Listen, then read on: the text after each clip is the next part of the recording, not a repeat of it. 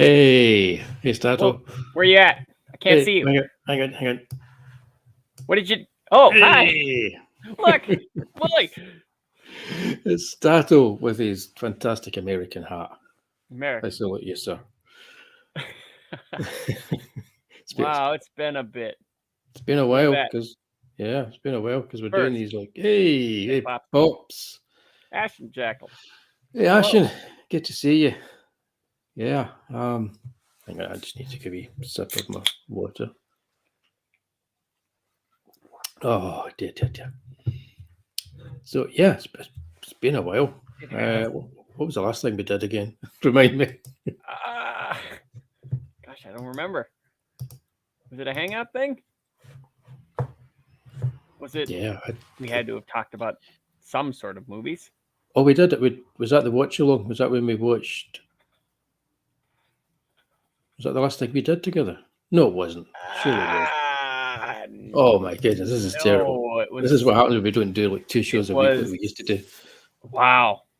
I know. Wow, I showed you how busy we are, guys. Can't remember anything. Too busy. Because 2 weeks ago it was a horror show with Lucifer. Yeah.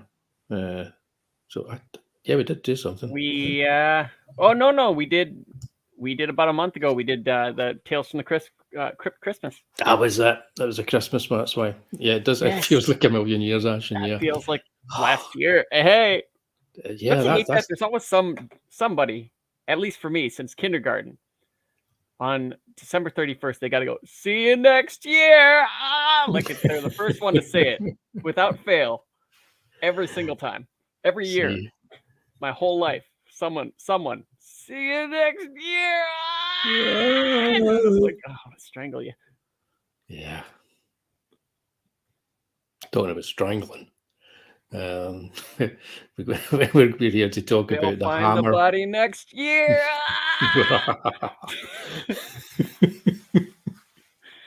Right. There was a link there to strangling because one of the episodes of the show we're going to talk about was directed by Peter Sasdy, who made Hands of the Ripper. I can't watch these shows. They affect me.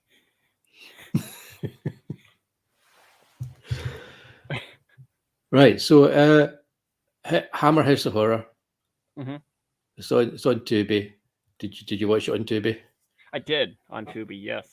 Yeah. Now, Hammer House of Horror is a show that I watched in 1980 when it was first shown on British TV, and it was one of these kind of must-watch shows when you were at school. You know, everybody had to watch Hammer House of Horror, and it was essentially a show that was put together to keep the Hammer name going. I think it was very cheaply put together, as you now know, having watched some episodes. And it still had that kind of like 70s sensibility, but it's a good wee time capsule of the kind of shows that you would have on British television of an evening from 9 o'clock. Popular, or did it just not take? Because I mean, I know, Britain or like the BBC and stuff, they tend to sometimes just do one series, even if it's popular, and call it good. Yeah, I think it was a case of it wasn't a BBC, so it was for ITV. So they had a situation where the different regions in even countries like in the UK would put it out maybe at different times and different nights. Sometimes with shows. I don't think that happened with this. I think it was put out to all the regions as far as I know, and I think it was successful enough. But it was ITC as well, which was Lou Grade's company, and they did have a habit of not continuing certain shows, and this was also late on in their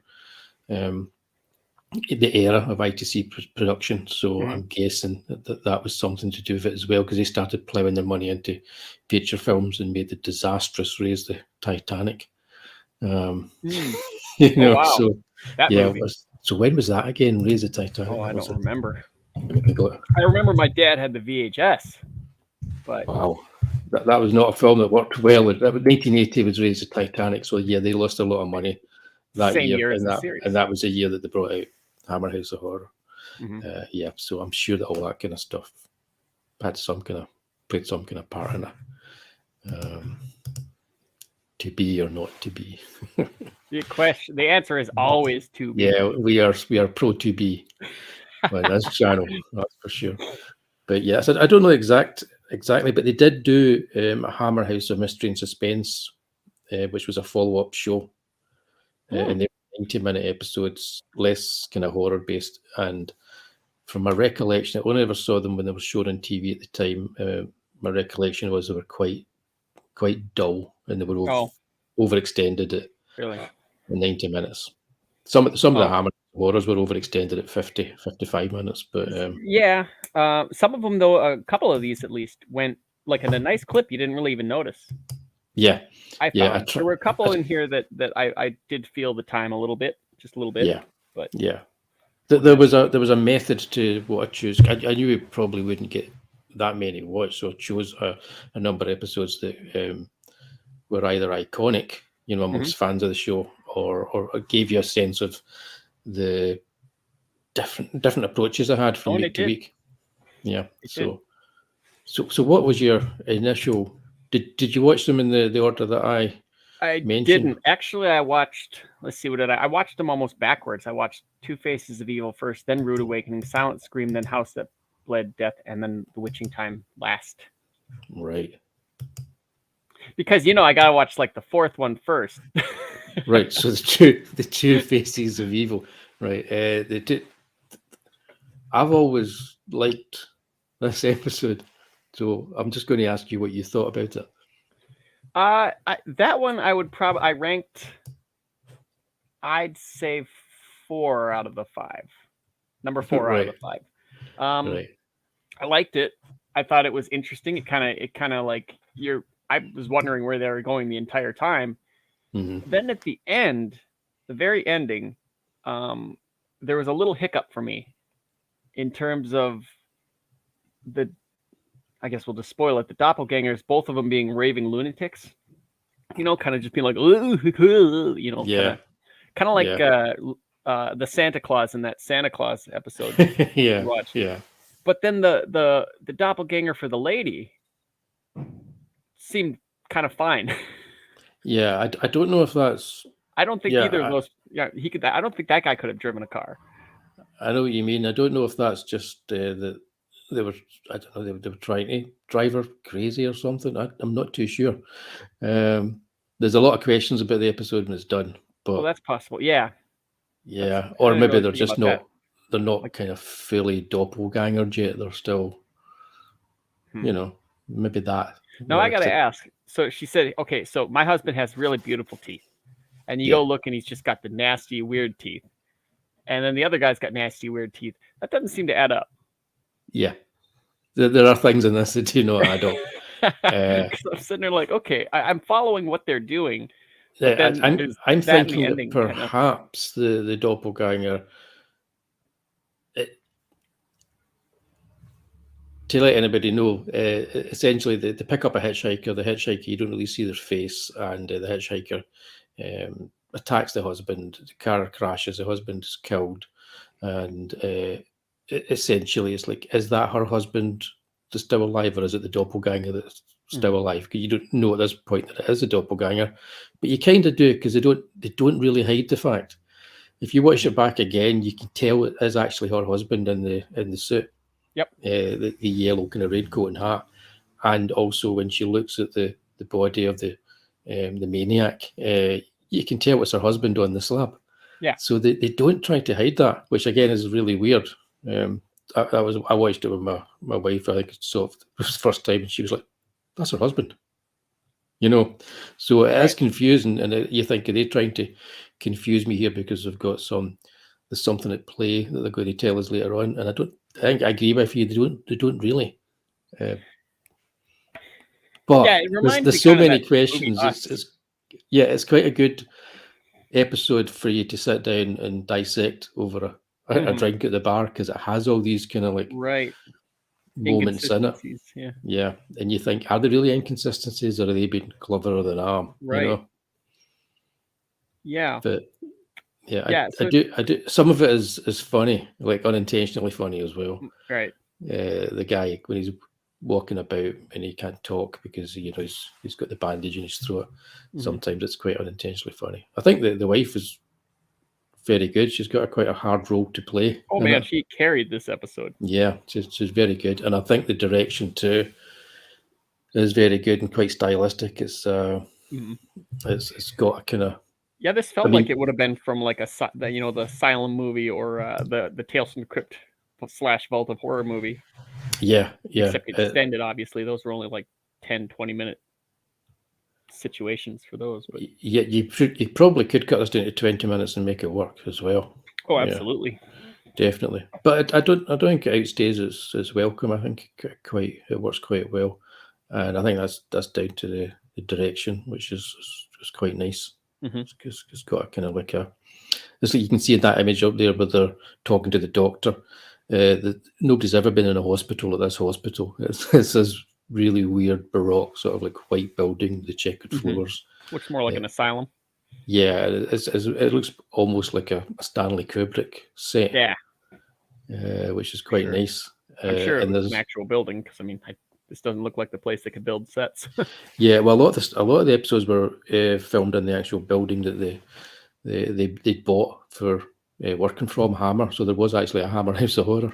Oh wow! Yeah, so they essentially relocated themselves to once they stopped doing film production and decided to go into TV production. And so the house that you see at the start, I'm pretty sure that's the house that they actually was their offices as well, and where they worked and filmed. But yeah, it was Alan Gibson that directed this one. Okay. Who I quite like. I think he's a good kind of low budget director. Yeah, everybody did a good job. Yeah, and he is actually, the thing about this is there are actually Hammer directors and Hammer personnel that work on it. That worked on Hammer movies. So if you look at the Hammer films that come out now under the Hammer label, the fact that they've just basically purchased the Hammer label is the only thing that connects them to Hammer. So this they don't seem in keeping with like Hammer's normal quality. I don't think. If I remember right, that began with like The Woman in Black, right? That was a proper Hammer style movie. That was a proper Hammer style movie. Again, Quiet Ones. Yeah. Woman in Black 2, The Lodge. And then they did some other stuff that was like not horror. Yeah, they're kind of lacking in a direction in a house style. I think they're trying to be almost like, from my perspective, like a British Blumhouse. Yeah. Trying a couple of dramas here and there, and then some really cheap monster movies. Yeah. But yeah, so this is number 4 on your list. My list. I'll mention Alan Gibson again because he did make Dracula AD in 1972. Of course. And the Satanic Rites of Dracula, and you can tell he's got a lot of the kind of like wee kind of quirks he has in his direction. Right. I quite like that because it's a TV show that allows the directors to bring the style to it, or in some cases not. Right. Equally, in some cases not. So what was the one you liked the least then? What would be at number 5? The least, probably The House That Bled Death of the 5. Really? Right. That's interesting.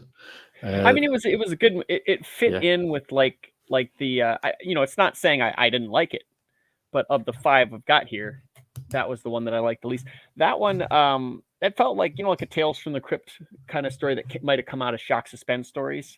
Yep. One of those like crime style things with a twist or something. Didn't feel like a straight horror kind of thing. It was interesting. But yeah, of the 5, this one was my least favorite, which in no way is a knock on it. Yeah, in some ways, I think this one is probably the most British out of them, and also the most of its time. Because it's set, because it's set in this street, in a real house, and I think it was influenced by all the stuff that was happening in about the 70s, things like Amityville. Hammer exists without Christopher Lee starring. Yeah, that hurt. I was wondering that when I looked at the cast list and stuff. I was like, is this true Hammer if he's not in some part of it? Yeah, well, Peter Cushing's there. Yeah. At least he's got that. Oh, Hyper Kaiju. Greetings, horror fan indeed. So it's interesting you mentioned that, because The House that Bled to Death was one of the ones that was infamous at the time, because it has over the top use of, like, blood pouring down and children screaming and all that kind of stuff. Right. Well, the twist and ending's going to negate that a little bit. yeah, it negates that. Well, it does, and it does, and it doesn't. It's still kind of like it's the one that's more a kind of like, oh, here's something to make you jump. Here's some jump scares, and here's all that kind of stuff happening. For sure. It's they scare children, put them through traumatic experiences, and they kill an animal. Right. So yeah, all the stuff that makes for good horror. And again, it's got some unintentionally. I don't know if they're unintentionally funny. I think they may actually be supposed to be funny. There's a scene to set it up. It's like an elderly couple in his house, and the old man poisons and kills his wife, and then we don't know for certain, but it looks like he then uses these two blades to cut her up to dispose of the body. And then years later, this young couple buy the house. Yeah, I was thinking of initially, it was like, this is kind of like a mini Amityville situation. I think that's what it was, because around about the 70s, you had Amityville, and then you had the one in London that they based the second Conjuring movie on as well. Yep. So you had these things happening, and they were reported in the tabloids quite a lot. So it was kind of like a ripped out the headlines horror movie. Yeah. But I can see why because I thought watching it, I thought, this is so British, it hurts. But I do like the kind of twist ending and the last freeze frame on it. No, that was the best part of the whole thing, where it's like this scam that they had kind of like psychologically affected the girl. All the things that they did. And it also, if you treat it like, if you ever watch it again, treat it as a sitcom, because it's kind of like a situation comedy where you've got like the couple across the road, you get the two couples on the street sort of thing. Yeah, I thought you were talking like after she did him in, she turns to the camera and like shrugs, and it goes doo-doo-doo, and freeze frames like, that's Samantha. Yeah. The thing of it is, though, it's like, well, the star, the guy that plays the father, I don't think he's the star, Nicholas Ball. He was a bit of a TV heartthrob, and at the time, he made a show called Hazel, which is not spelled the way that I spell my name, but it was a detective, and it ran for one season as well. So these were all people that were kind of mainstays of British TV that would turn up in lots of different shows. You remind me of a John Schneider type. Yeah, a little bit. He had the Denim and Denim as well. So right. There was there's one scene where it's that kind of time capsule, takes you back, and you see them jumping in cars and not putting on their seatbelts. Everybody's smoking. But I don't know. Until you get to the twist at the end, it just seems as if everybody in this show is nice as well. Right. There's no real nasty people, which is really good, because you don't think there's any nasty people in it, and there's any bad stuff going on. You believe the whole haunted house aspect of it. Well, I mean, the husband at the beginning wasn't exactly nice, but well, yeah, okay. You never know. Maybe the woman was worse. Maybe she was asking for it. Give us a break. Divorce hasn't been legalized yet. Yeah. Here, drink some of this poisonous tea, darling. But yeah, no, yeah. So I was interested in returning to this one, because this was one of the ones that I haven't actually seen since 1980. Wow. And how did it age for you? Well, age is the word. It had aged, but at the same time, I remembered it a lot more than I thought I had. I remembered a lot more about it. I'd forgot about the hand in the fridge. There's a sequence where you open the fridge and there's a bloody hand in it, which is quite nice. I'd forgotten that, funnily enough. And I'd forgotten, again, the funny bit where the neighbour who's staying over, she wakes up one night and she sees the old woman's teeth sitting next to her on the bedside table, which is really quite funny. So because it's like things that to do with the old woman, like her knitting and her Right. or a crocheting in the sticks, you know, and also our false teeth. But yeah, no, I thought you might, if you were to rate, I thought you might rate this last, funnily enough. Close. The No, it interesting was thing about last. it as well is they never interacted with their next door neighbours, which was kind of odd. Right. Yeah. Yeah.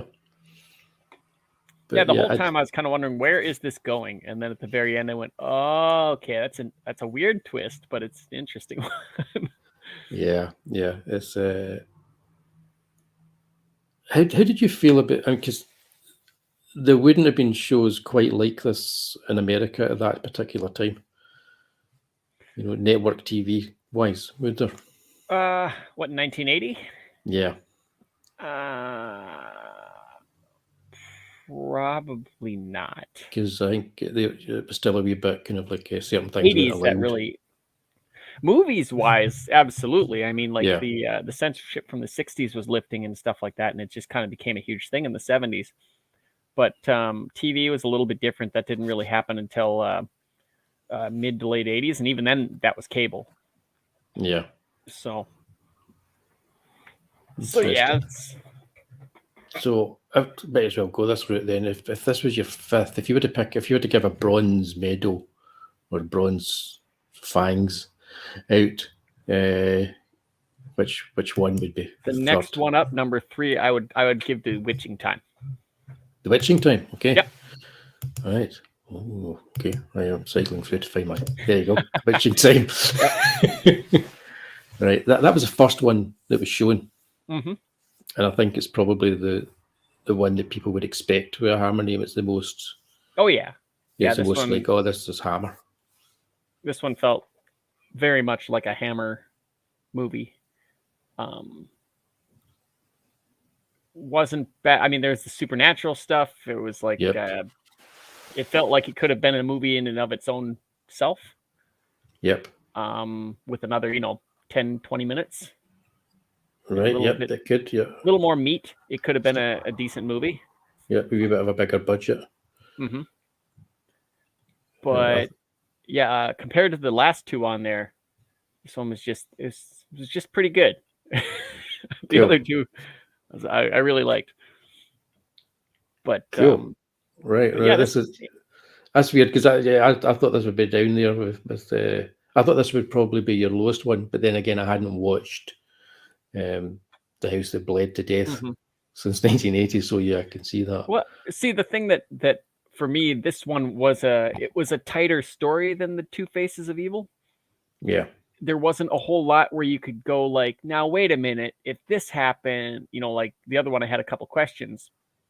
And then this one, it was pretty straightforward in terms of like a sort of a solid ghost almost or something kind of thing, like come back. And it's like a suspicion. Alfred Hitchcock, you're not sure if it's in his mind or not until the end. But and with the ending, like it all pretty much made sense. So yeah, I agree with that. And it's got very over the top but entertaining performances in it. Right. Right. The witch, Patricia Quinn from Rocky Horror Show. Yeah, she was excellent in it. I didn't realize that they had perms back in the 1600s. Yeah, well, this is, I think that's if you get your hair too close to the heat, that's what happens. Back then, yeah, the perm was, again, that made it feel kind of like a Hammer movie because the women never really looked like they were from the time. They always looked like they were from the 50s, 60s, or 70s. Yeah. Yeah. But I think it also chose this to put out first because it had probably the most nudity and the most kind of like horror the in it. HBO method, hook them in with that, and then just not really have it much the rest of the That's it, because they still have it, I think, in just about at least one, in every episode, but not quite as overtly as they do in this one. Usually very, very brief. Yeah, that's probably just to fulfill the contractual obligation for people who invested. Yeah, well, at the time, I mean, even Hammer, the movies and stuff like that, they were awkwardly trying to force it in, like to the Dracula movies, where it didn't need to be there. No, And I think the first time I remember them doing that was either 1972 or for sure Taste the Blood of Dracula, when the dude's just awkwardly walking through the bordello. Yeah. And they're like, well, we don't have to have the nudity or the sex and stuff, but we can just, that'll work. And that's also a scene that they could quite easily cut. So they were thinking that way as well. Right. Yeah, right. They could cut that shot quite easily. But yeah. It's a fun, entertaining show. So if anybody is going to dive in, it might be worth watching this first, just because it is the most traditional Hammer one. Kind of for the series, even though they do deviate a little more. Some of these you can tell were very low budget. Yeah, it sets the tone. It's going to be low budget, but it sets the tone, and it's going to be melodramatic. So get ready for it. It's not going to be subtle in any way whatsoever. Right. There is subtlety in some of the episodes, but they just go for it. Cool. So that's number 3. So this has now become a countdown. Okay, pop pickers. We're heading down to number 2 now. Statto's number 2 is Rude Awakening was my number 2 for these 5. Rude Awakening. Like I had no idea how that would actually stand up. I really liked that one. What a tight ending. I remember really liking it as well. And I watched it again because I remember Dana Merlin had been really good at it, and I watched it again. And there was things in this that I've forgotten. I think it's a really good episode. Yeah. Oh yeah. This one. This is one of those ones where, like, with the House that Bled Death, you're wondering where it goes, and the payoff is there, and you're like, oh, okay, that makes sense. But when this one ends, you're like, hey, that was a really, like, all roads lead to this situation. I like that.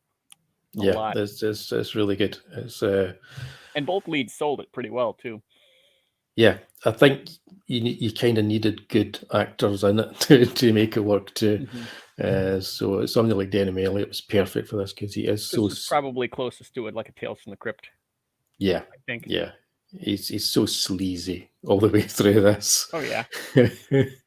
And you kind of know because it's also like a proto Groundhog Day as well. Yeah, I was thinking the same thing. Because he thinks he's having a recurring dream, slightly different every time. You've got your secretary, and the dream is always made up differently to be some kind of stereotype for the male gaze, for want of a better word to use.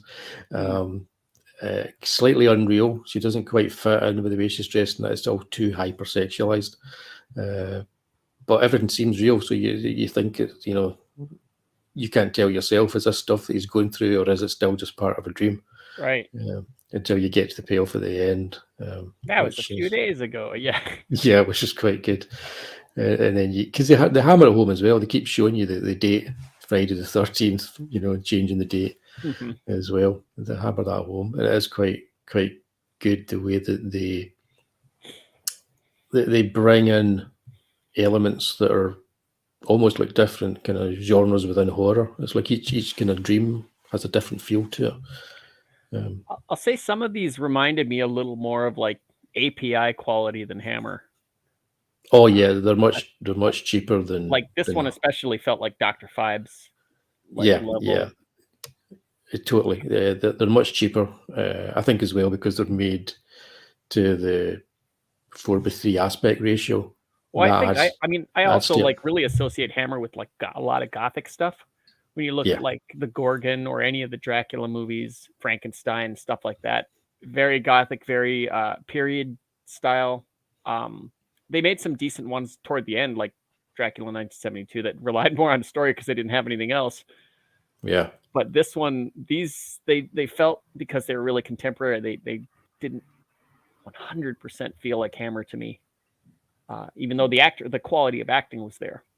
Yeah, I know what you mean. I think if this had been a case of like they carried on for 3 or 4 seasons, people would associate this feel with Hammer as well.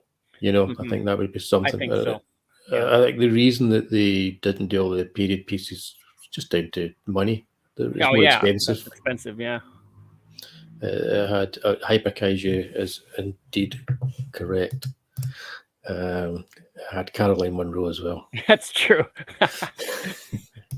Yeah, it was. But I did notice like their writing when they lost budget for some of those later ones, a couple of them, their writing actually seemed to get a little bit better. Because I mean, they didn't have anything else they could do. Yeah, I know. They do have on this. They have quite a good pedigree for writers and directors working on it. I don't know what kind of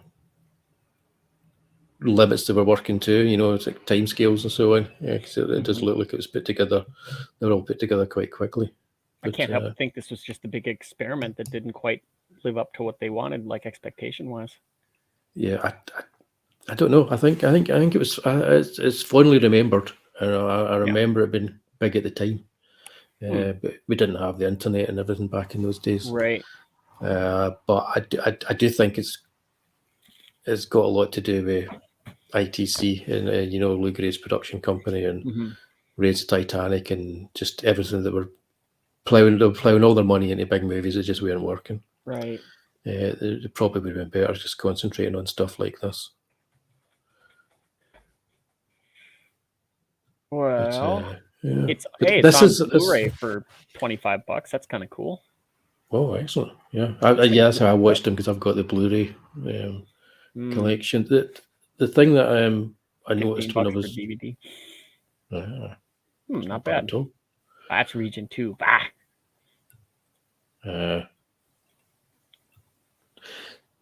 Check Amazon Germany. They may have an all region one. You never know. Like the Tubi for you could do it like a Tubi version. This was the one that it actually had like a little bit at the beginning that showed you clips that were going to be coming up in the episode, which I'd forgotten because they don't do that. That was really weird for me. I thought, like, is this like a part of the show or something? Yeah, this is like the only episode that does that. And it actually makes sense. Weirdly, it does make sense when after you've watched it, because at first you think is this like before T.J. Hooker starts and they'll show you like coming up in T.J. Hooker, and that's what I thought. Oh, I don't remember this, but it does make sense actually after you watch it. Whereas every other one just has like a pre-credit sequence, like a real brief pre-credit. I'm surprised at how like little credits they have. It's just like 5 seconds. Hammer's House of Horror, a couple of credits, and then they go up moving right into the story. It was like, wow. Yep, and it's good music as well for it as well. Highly hummable music.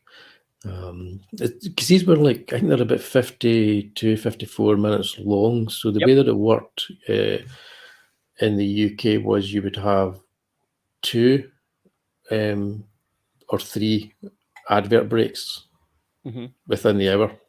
They couldn't have been very long. Not very long. I think it may actually have been 2. It may have been like, actually, you could watch one of these and you could tell where the ad breaks are. So you would have, because you would only have so many minutes of adverts in the hour, and there was a lot fewer then than there is now.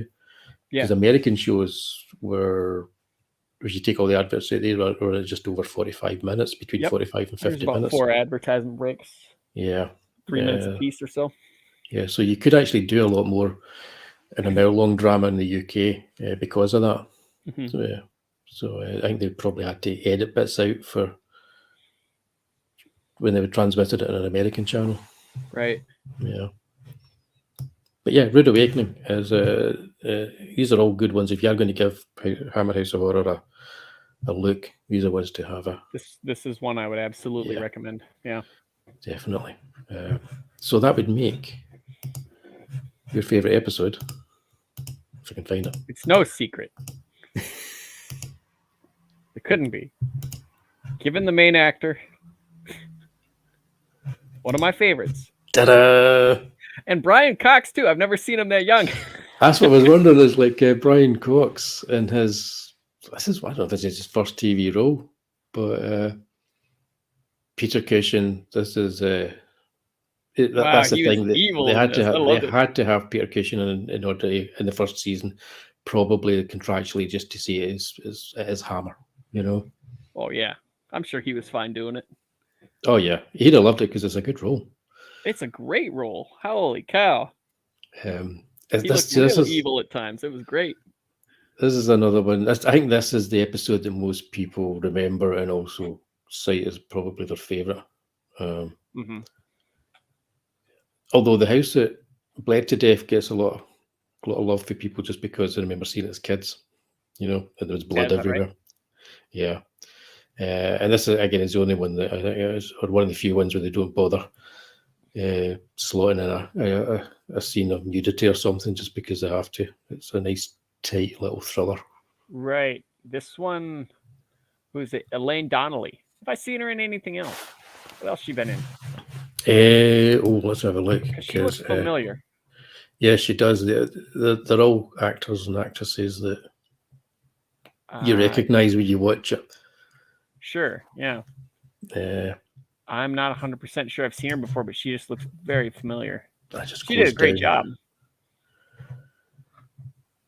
Yeah, funnily enough, I thought when I was watching these as well, I thought they've actually got some really good roles for the actresses in these, because they're in pretty much all the episodes we're looking at, with maybe the exception of the Denim Elliot and Rude Awakenings, the female character pulls them all together.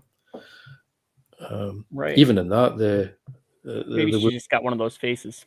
Yeah, the woman that plays Denim Elliot's wife is pretty good as well in that episode. Right, I'm having a look at her here. She's been in. Yeah, I don't think there's anything I remember. No, I'll recognize her because she's been in loads of TV shows. Of TV. If you watch Midsummer Murders, she's been in a few episodes of that. No, yeah. But yeah, no, she did good though. She's been in loads of TV. Well, heck, this has to be the most remembered thing she's done. That's a picture from the episode. Is her thing on IMDb. Yeah. No, this is a great wee episode, and it ties in lots of things that were in TV shows and films at the time as well. There's all this kind of like looking back to the war and sort of like using that as a basis for telling a modern day story, like The Boys from Brazil and all that kind of malarkey. But this one does it. Like Christopher Lee to at least play like the police inspector or something like that in this episode. Come on. Yeah, but I do like the police inspector because he does have. Right. She goes to the police inspector and he's like, "Oh, I've got a headache. I can't be arsed." The only thing really good.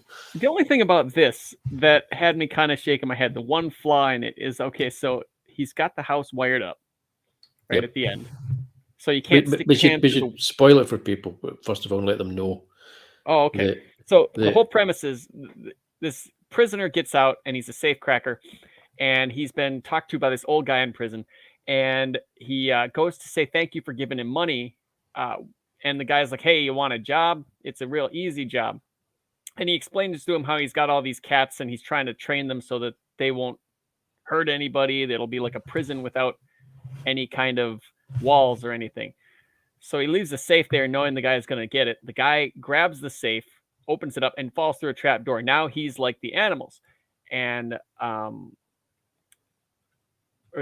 his wife goes looking for him, finds him, helps him out, and the guy gets put in that tank thing or whatever like that and trapped in there. Now, while he was in there and she was saving him, the old guy went and wired up their house so that they couldn't get out of their house. Right. So they get back and they find they can't get out of their house because all the windows and doors are electrified. They can't touch him. And he's stuck at the end. Spoiler again, in this tank where no one can hear him scream at all. Yeah. Now, my question is, why wouldn't they be able to like knock out a wall? That wasn't a brick house. I think it's because it's the way that he was doing the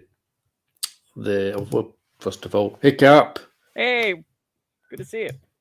It is indeed good. I think that because when you see the first big cat trying to go out, it's almost like the whole area that's open is like a force field they're just creating. I think that's the effect they were trying to show you with that. So you don't think like they knocked a hole? No, I think that the entire wall was essentially, it's almost like it's got a sheet of something in front of it that if they touch, well, or because they were throwing things and they were just like, well, yeah, they were throwing it at the window, weren't they? Yeah, but did you not throw it at the ceiling as well or something? I thought, I don't know. I know what you mean though. I know what you mean. It's like if they would stop screaming and just take a few moments, they might be able to work out something. Right.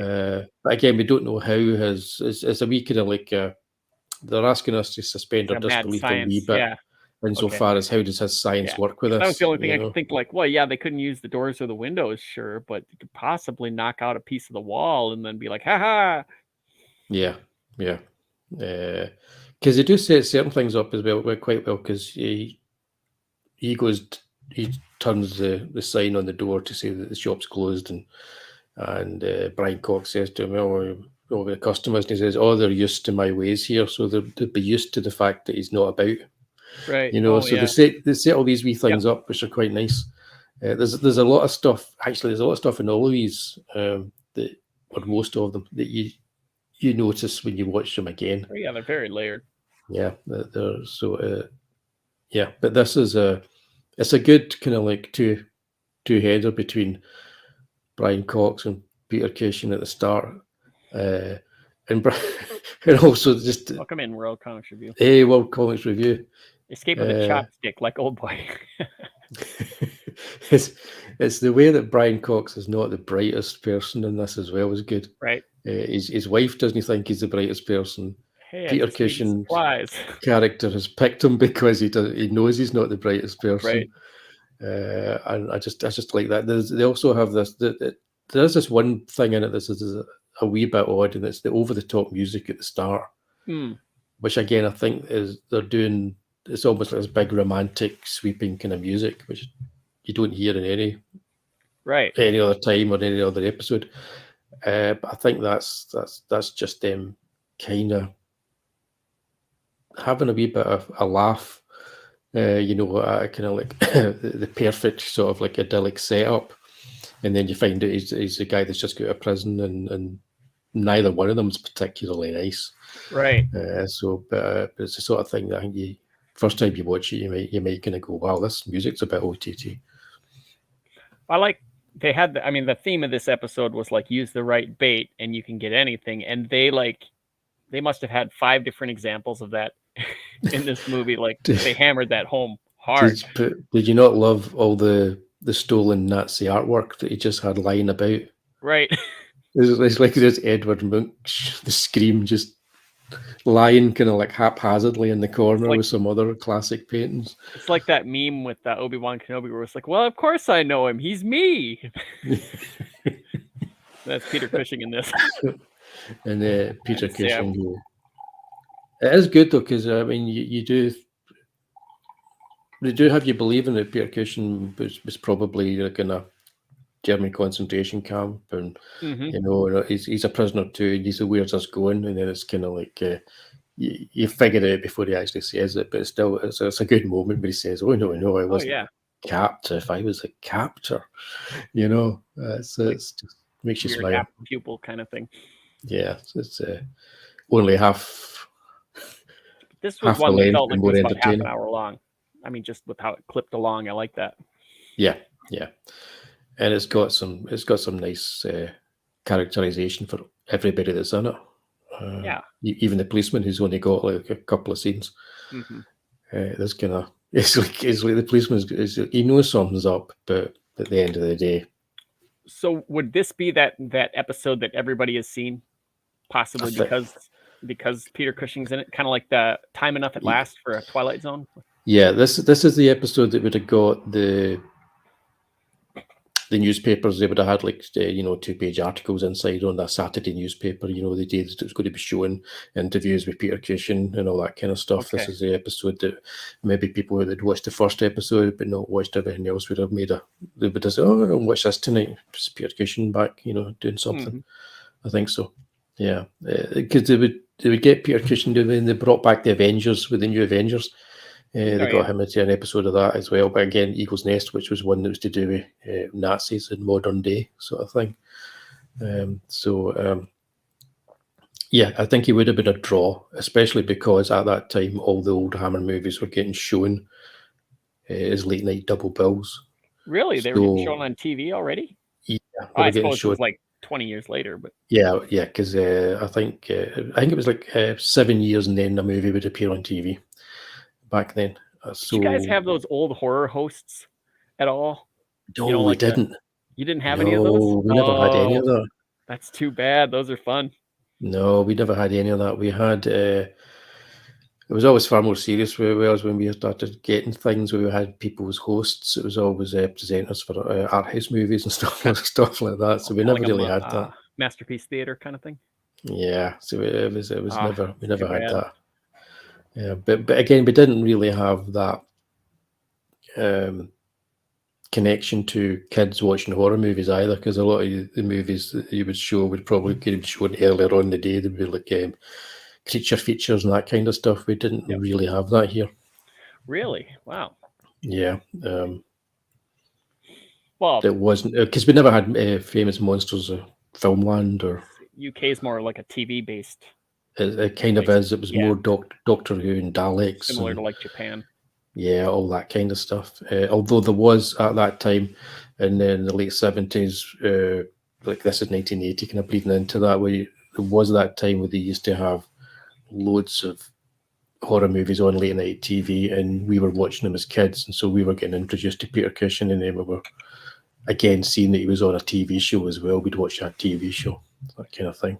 World Comics Review says Film 4 used to have that bloke walking around what looked like a scrapyard.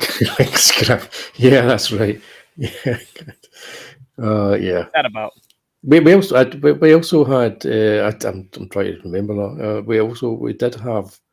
They did it one night. They had a horror host, but it was a modern day thing. You know, it was like they were replicating what had been the norm in America, and it was just for one night only type thing. And it was for a whole night of horror on BBC Two. But we did have, so we'd have Alex Cox, the director of Repo Man.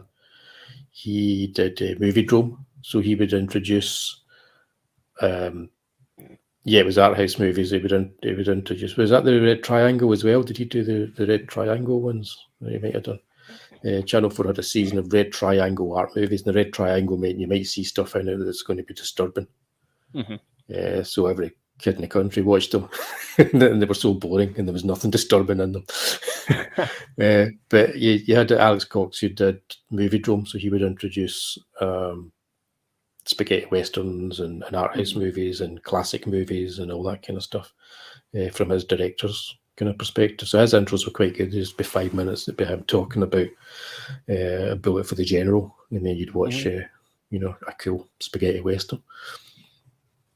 Well, I was used to a lot of hosts doing stuff when I was a kid. Oh boy, when I was a really little kid. There's a guy named Mad Frank on KVRR Red River TV. And he always he had like skull almost like dressed like the Shadow, and he had skull face kind of makeup, and he would introduce like all these old cheesy movies coming in during the commercial breaks and have like a little puppet or something, and they're telling jokes and doing weird stuff. And he had like a mad scientist kind of set, and then there's like, of course, Night Gallery, Rod Serling with the cool paintings, and USA had Gilbert Godfrey up all night. They'd sit up there and just like tell jokes. Gilbert Godfrey did one. He did, and then he was replaced by Rhonda, who's like this big-breasted blonde lady. It's like up all night, like kind of a ditz. She played a ditz, and then what else? Joe Bob Briggs, Monster Vision. TNT used to have. A lot of people know Joe Bob Briggs. He's just Southern guy that loves monster movies. But yeah, I grew up with a lot of that kind of thing, a lot of commercials and, funny stuff happening at the bumpers. And then they'd go back to the horror movie. It's part of my childhood. All right. We had, I've just found it actually. I'm going to give me a second. The one that I was talking about, I've just rather stupidly closed my browser. I'm trying to make sure I don't accidentally close StreamYards. Right.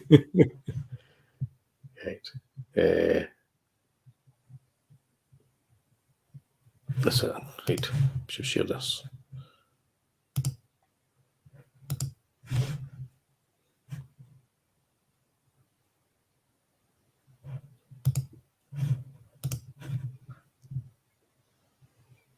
That's this guy here. It was a Dr. Terror, Vault of Horror. And it was a kind of one night only type thing. Really? 1992. Oh, look at that. And that's Green in there. Goblin makeup. and they showed Creepshow, Curse of the Werewolf, Bride of Frankenstein, Wow. and Abbott and Costello Meet Frankenstein on the Of one course. night. Interesting. That was quite good, but that'd been even better if it was like a weekly occurrence. Yeah. You know, but the makeup was great. Oh, we had tons of that in the 80s and 90s, like mid 90s. There were just so many cheesy like horror movie hosts on public access, where they had like public domain movies. They were all just coming out of. I think actually in America today, Ohio, oddly enough, has probably still got a few horror hosts that they do like cheap public access shows and stuff. But they're kind of dead for the most part. Yeah. I think YouTube killed. There's actually a few on YouTube, if I remember right, that do that kind of thing. Oh yeah, because there's what they call it again? Give me a second, it'll come to me. Anyway, did you watch any other episodes other than the ones that I hadn't. I put it off until close to the show, so that it'd be real fresh in my mind. I watched 2 today, 1 yesterday, 1 the day before that, and 1 the day before that. So that it would be I wouldn't be like, oh, yeah, I think I remember that. Yeah. But I'll probably end up finishing the series eventually here. Cool. So that's the thing then. So because we could do another show, because I'm going to watch some more of them, because I watched 2 of them in one night. You know, so I thought I was going to have to space them out. But no, once you watch one, you kind of want to watch the next one on the disc. And I think I had 3 of them were on one disc, so it was quite. Yeah, that's that thing about like those anthology shows. It's like one's each different than the next, and you just kind of like, what else they got up their sleeve? Right, I'm going to check right now, because we've got Hammer House of Horror. There we go, episodes. So I'm going to bring them up and have a look at them myself, because we have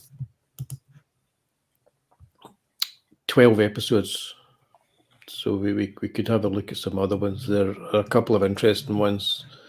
There's a couple that I haven't seen since they were first shown. So really, in my head, they either do not exist at all, because I'm looking at one of them. I do not remember that one at all.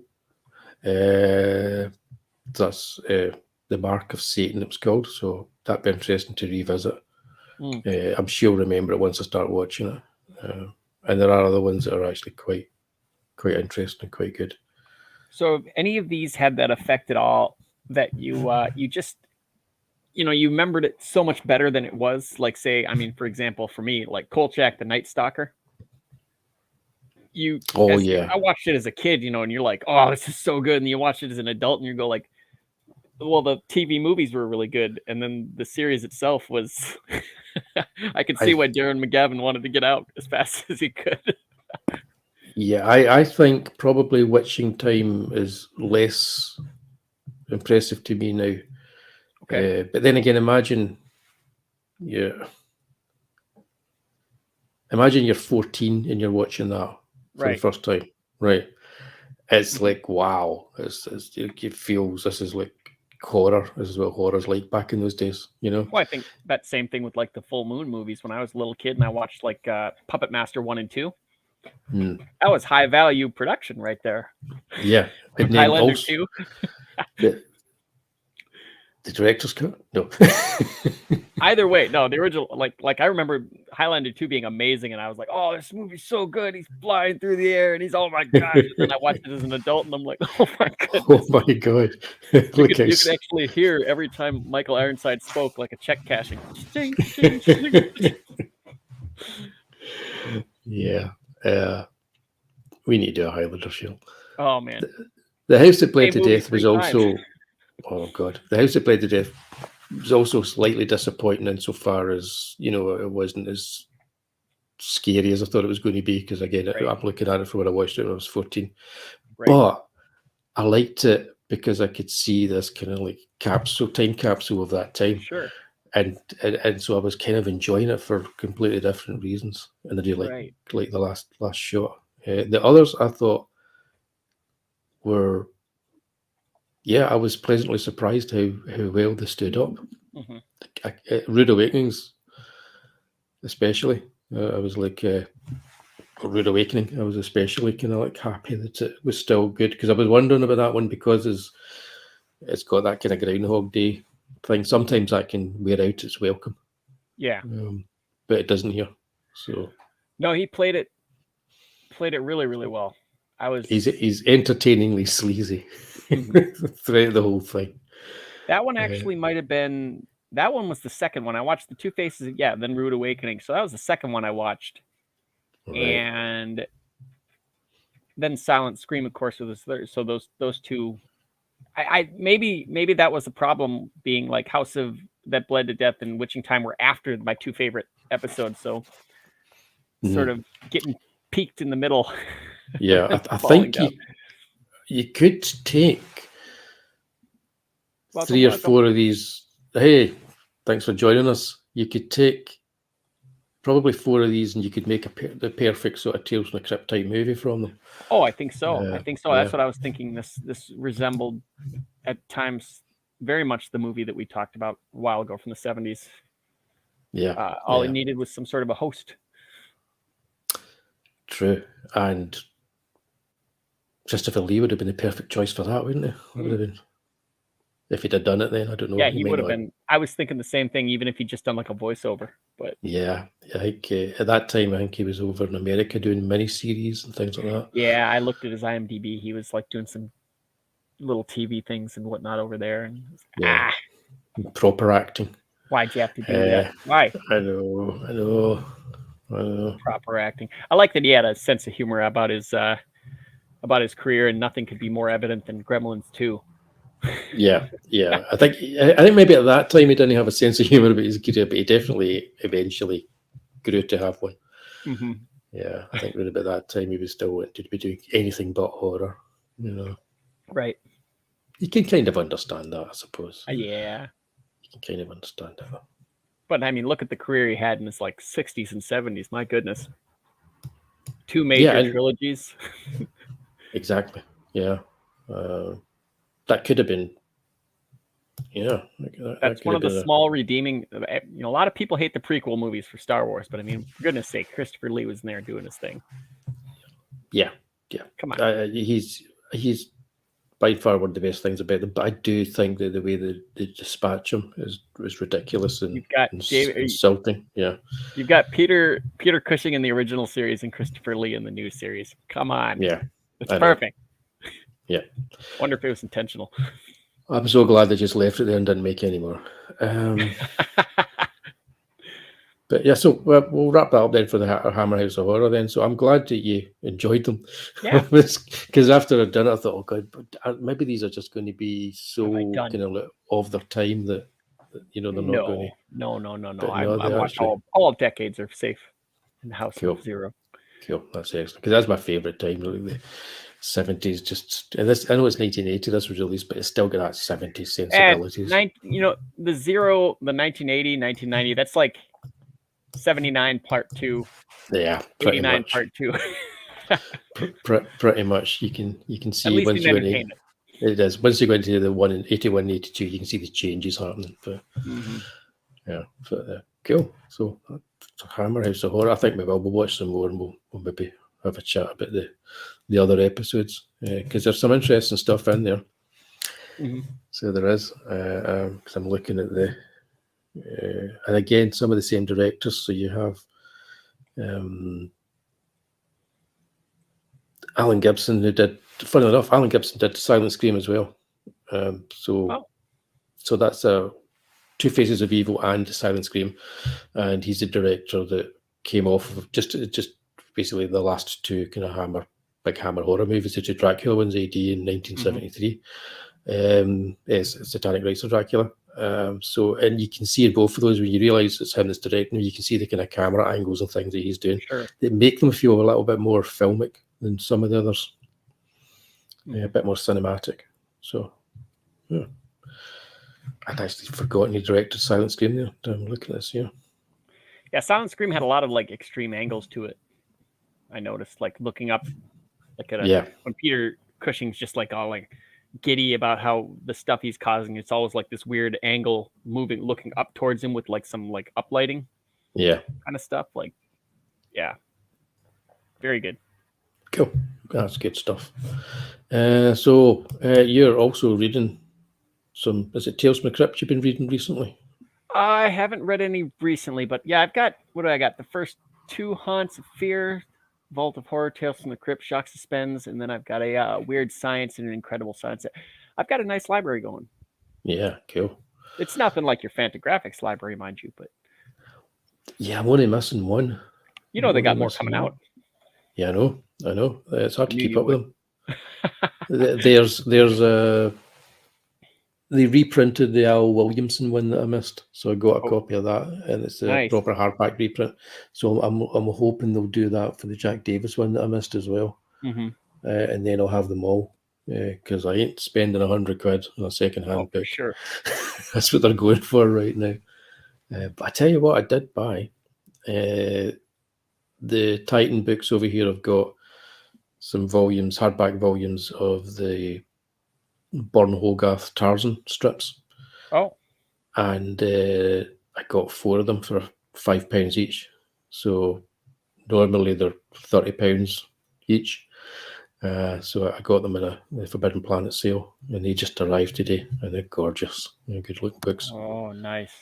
So yeah, I'll be heading into the jungle for a wee bit of reading. Coffee table reading, they're big books, so I need to kind of like prop them up on something to read. Oh yeah, the best. But yeah, but that's where I am right now. That's what I'm going to be looking at. Well, that's that. Talking Hammer's about House of looking Horror. at, that's it. Did an hour on that? I was wondering if we'd managed to Oh, get an of hour done course. that, but yeah, we did. Hour's not so hard to kill. So I think I'll keep that template for Wullie and Statto visit Hammer House of Horror, because I think we will do. We'll visit Hammer House of Horror again. We didn't have many shows like this in the UK. I think we had like Roald Dahl's Tales of the Unexpected, which is the half-hour one. Oh. Have you seen that one? No, never even heard of it. Okay, I'll check Tubi, see if it's there. it makes the budgets on the Hammer House of Horror look as if they were like Spielberg movies, but there's a few good, interesting episodes on that. It is not. Oh, right, okay. I'll see what I can do to find a couple of those ones. Huh. It's not. It's an entirely different beast. Oh, I bet. Yeah, but it's even more of its time than Hammer House of Horror. Put it that way. And Roald Dahl would introduce him sitting at his wee writing desk, sort of thing. So it's kind of like the old Ray Bradbury theater. Yeah, it's kind of like that. It's probably budget-wise, it's maybe slightly better than that. They didn't have a budget at all for those, did they? Oh no. Yeah. I think I have that somewhere. I haven't watched those in years. I forgot all about. Yeah, because they did the Pedestrian. That was one of the ones they did, didn't they? Try to remember the ones they did for that. It's been that long since I with Jeff saw that as well. Like the Banshee. Yeah. Oh, that's what I watched. The thinking me Banshees of Inisherin. I watched that. I just got that on Blu-ray. How is it? It's really good. Oh, good. Yeah, it's really. I mean, it's one of these films where it's all about the character and the dialogue. And well, that's most of his movies. And it's really good. Yeah, because I think he's great. I love his movies, but it's really entertaining. The humor is very wry and very dark. Oh yeah, I heard it was the darkest of his movies by far. I went in I hadn't watched the trailer or anything. I just thought, no, I'm just going to go in blind, and I enjoyed it. I enjoyed it a lot. So good. They're definitely worth winning their acting awards and everything that's going around right now. Oh, for sure. Those two together are amazing. Yeah. Right. Well, looking to the future. When's this? This is in 2 weeks' time. 2 weeks' time. Okay, good. Yeah, I hope. Actually, maybe I should check. Should I check that? I'll maybe check that. I'm pretty sure this is in 2 weeks' time. Right. He says as he checks it. Yeah, because we're going to be doing a ranking show with Lucifer for the full moon ones, which we're finally going to get around to ranking. Mhm. How will Ginger Dead Man do in our rankings? Yeah. I got to come clean. I've never seen a Ginger Dead Man film ever. Really? Yeah. So, but I'm going to watch one of them at least, just to be professional. Can't rank something you've not seen it. Actually, that's not true. We've done that in the past, haven't we? Yeah. Oh, Yeah. So this is what we're doing in 2 weeks' time, and then it's going to be after this. We're going to do a ranking show, and then we're watching Night of the Living Dead. That's us going all the way into March. So we're doing one show a fortnight right now, just getting back into all this. But have you ranked yours already? Do you know what you're going to be bringing to the table in 2 weeks' time? I have not. No. I'm gonna have a sit down. This is a tough one. There's 25 movies. I did 26 it. or whatever it is. I did it in about 20 minutes. I had them ranked in 20 minutes. Ah, And then I spent 10 minutes just moving some of them around. so let me guess. Number one is I'm no spoilers. I'm giving you no spoilers. Her Majesty's Yeah. Secrets. Number one is Skyfall at the end.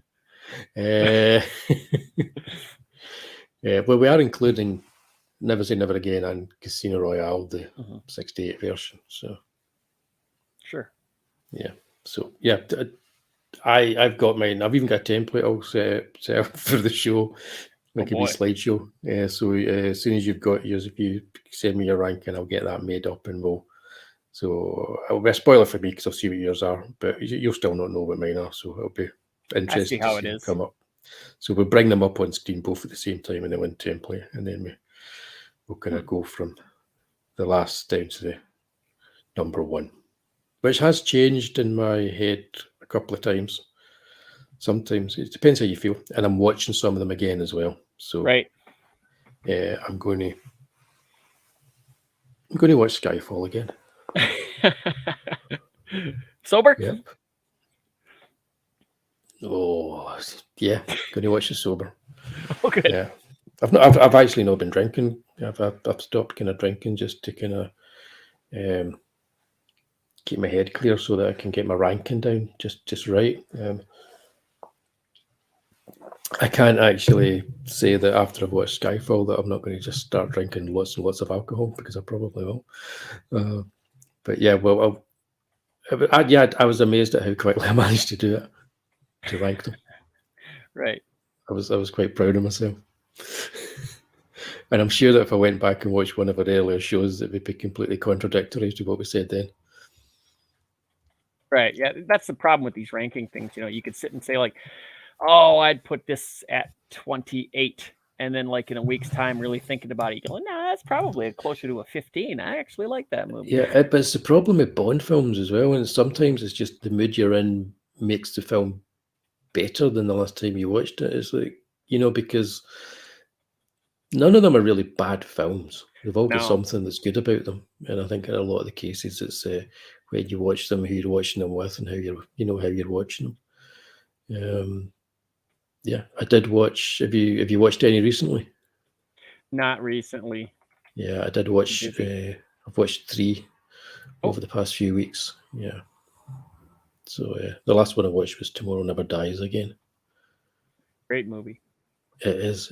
I'll go ahead and say that's top 5. I'm spoiling it right now. It's a great movie. Yeah, it's not top 5 for me, but we gotta have a or fight. Is it? What do I gotta do? Where's my boxing glove? I put my horseshoe in there. Yeah, no, we should find it next week in 2 weeks' time. I'm going to get a few more watched. I had thought about sitting down and watching old Daniel Craig's over like a week, one a night sort of thing. But like I say, I'm trying to cut down on the drinking, so that wouldn't work.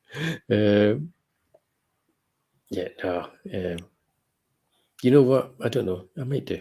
We'll see. I'm dead busy with work right now, so I don't know. I don't think I have the time to do that. But I've penciled in Skyfall because I'm a masochist. Mm-hmm. Or will it be that one moment where I love it? I don't know. Tune in 2 weeks' time. That's right. This channel, and you'll find out. Okay, that's us then. Unless there's anything you'd like to say to the three people that are watching us at the moment. Thanks for dropping by and Yeah, saying hi to us thanks. again after all this time. 1 whole month. I know. Thanks for joining us. We went out on Facebook as well because I got that set up at the last minute. I've given up on Twitch, to be honest. I feel sorry for the one person that was watching on Twitch, but Right. that's one of them things, isn't it? Yeah. It is indeed. It's one of those things. Right. So you hear me clicking away there. That's us. We're going to call it a night. Thanks very much if you've watched us and tuned in live. Big thanks to Ash and Hyper Kaiju, Cap. It's always good to see you, and World Comics Review, who it's great when you actually make a live show, and Copa Catania. There you go. I said that. And Pops was here. He was here first. So that's it, guys. See you in 2 weeks' time with 007. Good night, everybody.